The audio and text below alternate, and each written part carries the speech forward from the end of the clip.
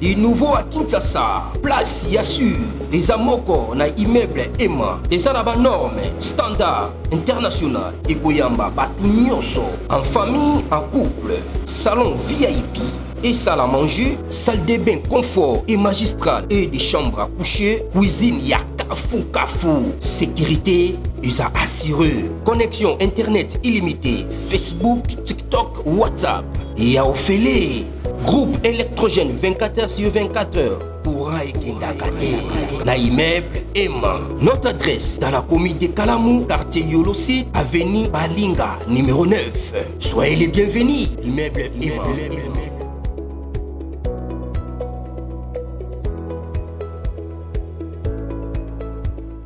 RDC. Kagame. Acculé. La peur a changé de camp. Tshisekedi prépare la riposte définitive. Le régime de Paul Kagame est en panique.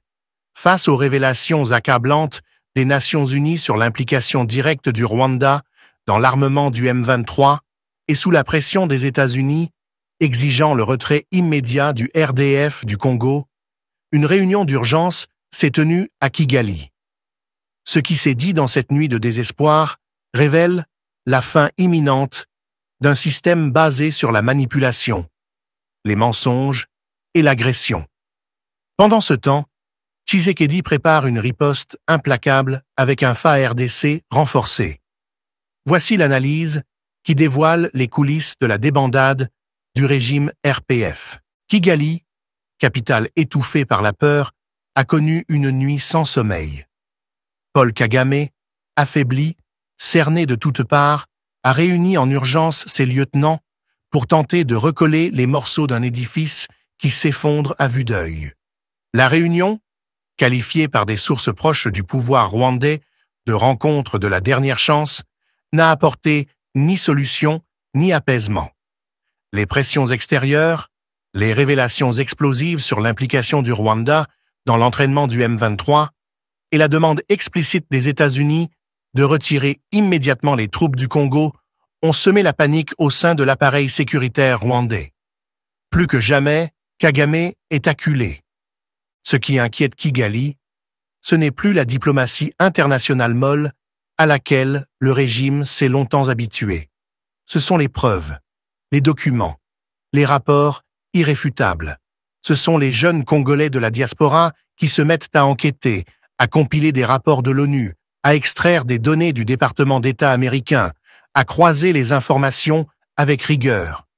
Ce sont les révélations de NBC News et de Michela Wrong, validées ensuite par des diplomates américains, qui exigent un retrait complet des troupes du Rwanda de la RDC avant toute signature d'accord de paix.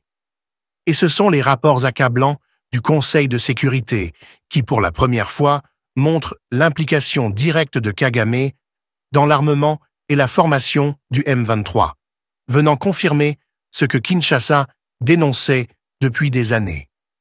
Dans cette atmosphère de panique, un nom est revenu dans la réunion, Joseph Kabila. Selon certaines sources, il aurait été consulté, peut-être à distance, pour savoir comment sauver ce qui peut encore l'être. Un Kabila, pourtant vomi par le peuple congolais, démasqué, discrédité, qui cherche désespérément à revenir au centre du jeu. Mais que peut-il encore offrir? Ni armée, ni légitimité, ni base politique. Il ne reste à ce duo infernal, Kagame-Kabila, que le souvenir amer de trahisons passées et d'un système mafieux désormais exposé à la lumière. Pendant ce temps, Félix Tshisekedi trace une autre voie. Le président congolais, appuyé par un peuple lassé de l'impunité et des manipulations, renforce les capacités militaires du pays, tout en poursuivant un effort diplomatique intense. Mais, contrairement à ses prédécesseurs, il ne confond pas paix et soumission. Il a compris que la paix avec un agresseur n'est possible que si celui-ci est contraint de négocier depuis une position de faiblesse. Et c'est exactement là que se trouve Kagame aujourd'hui. Les armes qui frappaient Goma, les colonnes RDF infiltrées, les caches du M23 à Rubaya, les réseaux de financement à partir du pillage des minerais congolais, tout cela est désormais documenté. La vérité n'est plus seulement une revendication congolaise. Elle est désormais partagée par les puissances internationales, par des journalistes courageux et même par certains anciens alliés de Kagame qui prennent leur distance face au naufrage du RPF. La diplomatie congolaise, dirigée par Thérèse Kayikwamba Wagner, s'est montrée remarquable. L'élection de la RDC au Conseil de sécurité des Nations Unies, les sanctions votées au Parlement britannique contre le régime de Kigali, le désengagement progressif des chancelleries occidentales, tout converge vers un isolement croissant du Rwanda. Même le Congo-Brazzaville, jadis complice silencieux, a annulé un contrat foncier accordé au Rwanda, signe que le vent tourne. Ce revirement est aussi le fruit d'un réveil panafricain.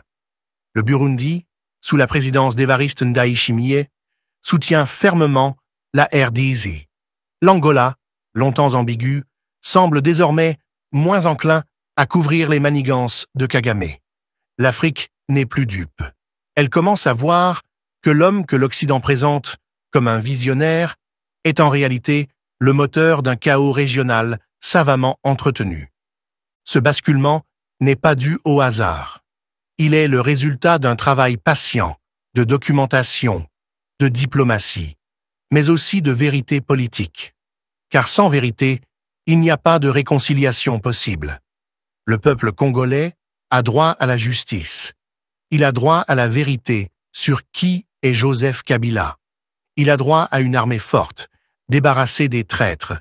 Il a droit à un leadership qui ne pactise pas avec ceux qui violent, pillent et tuent au nom d'intérêts néocoloniaux. Les révélations de Jean-Pierre Bemba sur les millions versés au Rwanda sous le régime Kabila sont accablantes.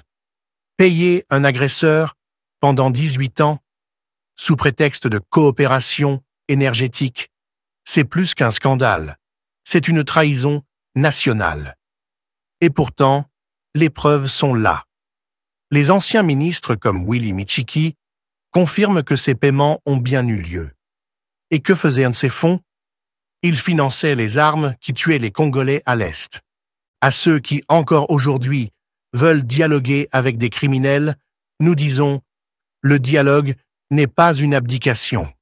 Négocier ne signifie pas tout accepter. Négocier ne signifie pas s'agenouiller devant un tyran. Tshisekedi doit garder la ligne. Oui à la diplomatie, mais seulement si le Rwanda retire ses troupes, rend des comptes et respecte la souveraineté de la RDC. Dans ce contexte, préparer le pays à la guerre n'est pas un signe de bellicisme. C'est un devoir de survie nationale. Le président Félix Tshisekedi ne peut compter que sur une FIRDC réformée, patriote et libérée de toutes les taupes rwandaises qui ont infiltré les forces congolaises sous le règne de Joseph Kabila. Chaque nomination militaire aujourd'hui doit être scrutée. Chaque général doit prouver sa loyauté. Et ceux qui, hier encore, pactisaient avec James Kabarebe, Bertrand Bisimwa ou Sultani Makenga, doivent être jugés. Wazalendo, ces combattants populaires surgis des entrailles de la République, sont devenus des remparts contre la balkanisation du pays. Ils ne doivent jamais être réduits à une étiquette péjorative comme l'ont fait certains médias occidentaux complices de Kigali. Ces hommes et ces femmes sont le cœur battant d'un peuple qui refuse l'occupation. Leur courage doit être reconnu, leur engagement respecté et leur avenir sécurisé dans une armée nationale unie. La communauté internationale commence elle aussi à se réveiller. La dernière résolution du Parlement britannique, dénonçant explicitement le soutien de Kagame au M23, est historique.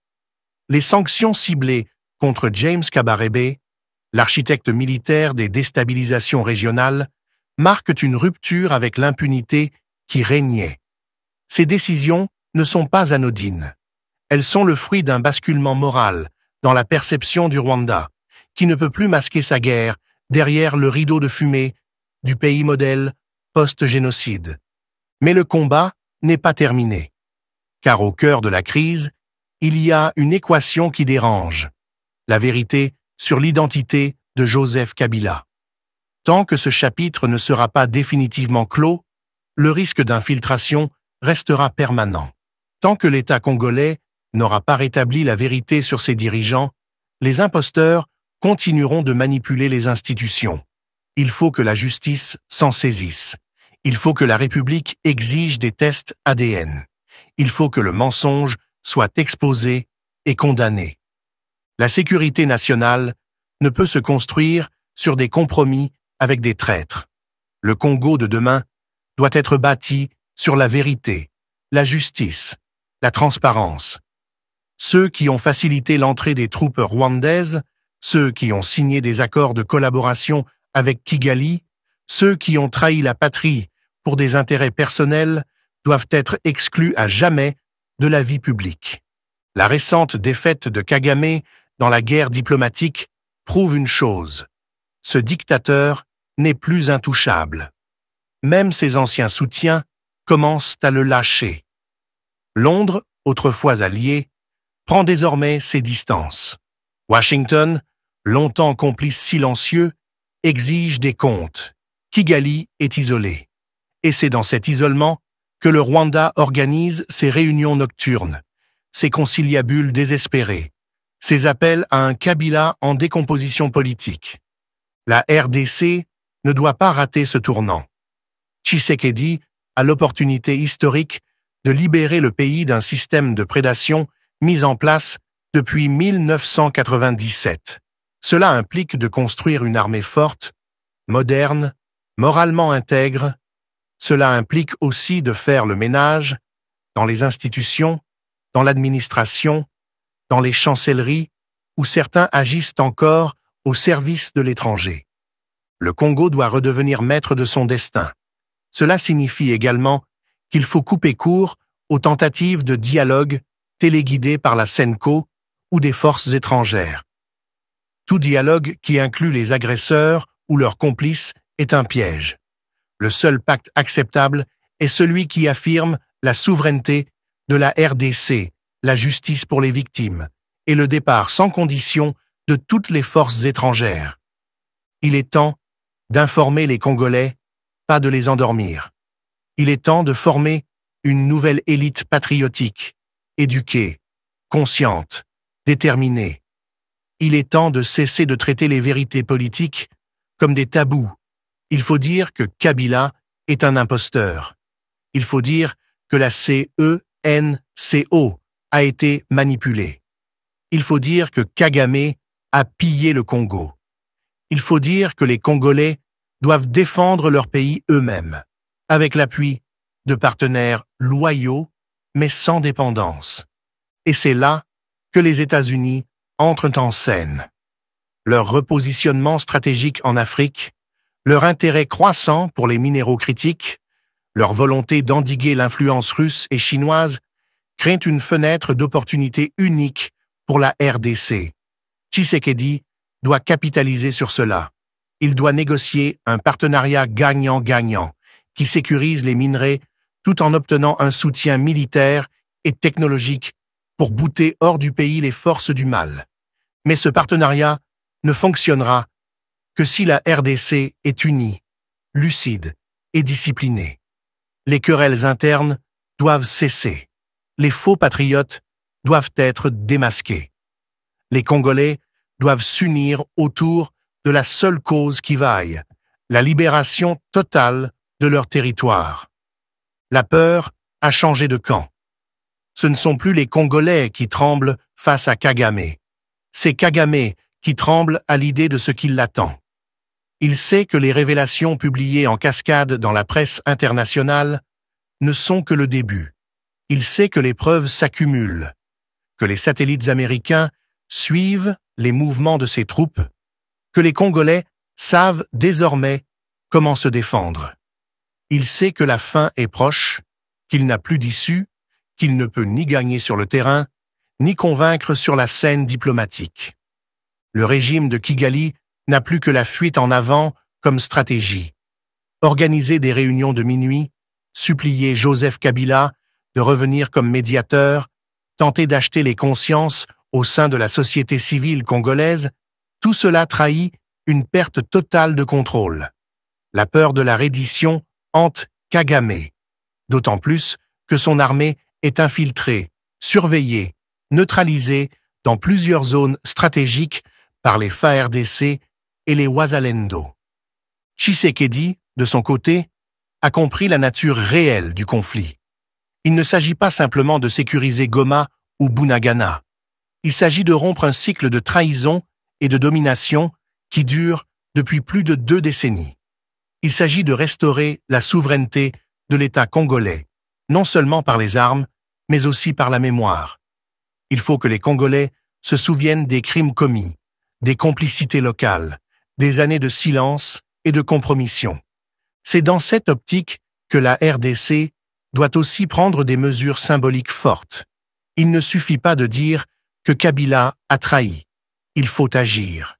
Lui retirer sa nationalité congolaise serait un acte fondateur, une ligne rouge tracée dans l'histoire nationale.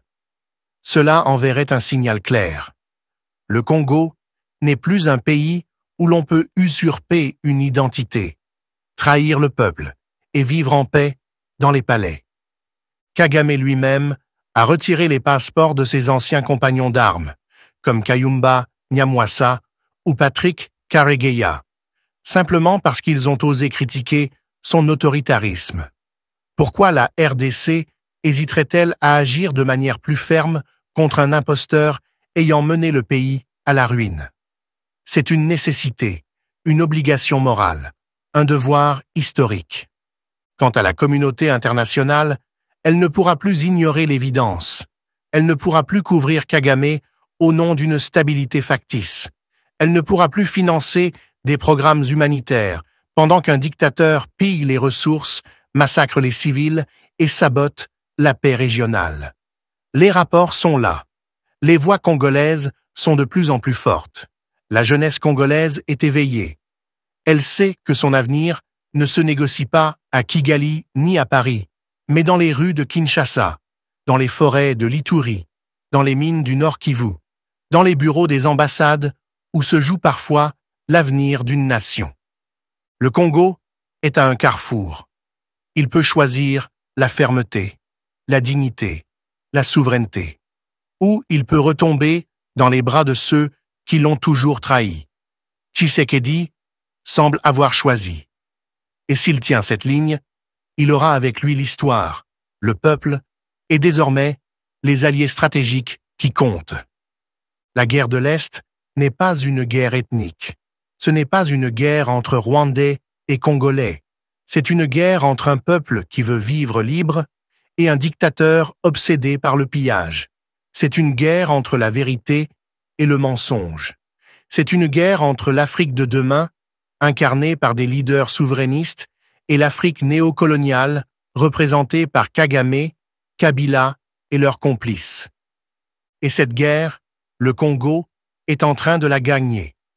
Non pas par la violence seule, mais par la force de la vérité, la résilience d'un peuple et l'unité retrouvée entre l'État et sa population. Les armes peuvent faire taire des voix, mais elles ne peuvent étouffer l'histoire. L'heure n'est plus à l'hésitation. L'heure est à l'action. Chaque jour compte. Chaque minute doit être consacrée à renforcer le front, à isoler l'ennemi, à mobiliser les consciences. Le Rwanda n'a jamais été aussi faible. Kagame n'a jamais été aussi exposé. Le moment est venu de tourner définitivement la page du système Kabila RPF, RDF. La RDC n'a pas besoin d'un autre dialogue. Elle a besoin de vérité, de justice et d'un engagement national total pour restaurer la paix par la victoire. Une victoire diplomatique, politique, militaire et morale. Tshisekedi en a les moyens. Le peuple congolais en a la volonté. Et l'Afrique en a besoin.